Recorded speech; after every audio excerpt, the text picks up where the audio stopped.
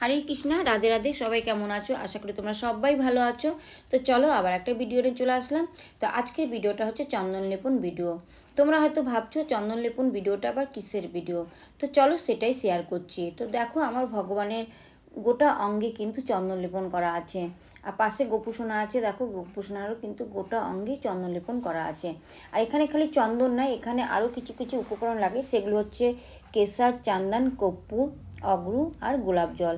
তো এই 5টা জিনিস দিয়ে কিন্তু চন্দন লেপন করতে হয়।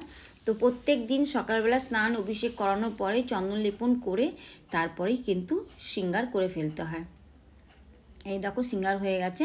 আর এটা শুরু হয় অক্ষয় তৃতীয়ার দিন থেকে, স্টার্ট হয় টানা 21 দিন। তো আজকেই কিন্তু সে 21 দিন কমপ্লিট হয়ে গেল চন্দন লেপন। আর এই চন্দন লেপনটা কেন করতে হয় সেটাও তোমাদেরকে শেয়ার করছি। সেটা হচ্ছে এই সময় এতটা গরম থাকে, তাই ভগবানের প্রচুর গরম লাগে বলে কেশর, চন্দন সবই ঠান্ডা, তাই শরীর ঠান্ডা থাকার জন্যই চন্দন লেপন করতে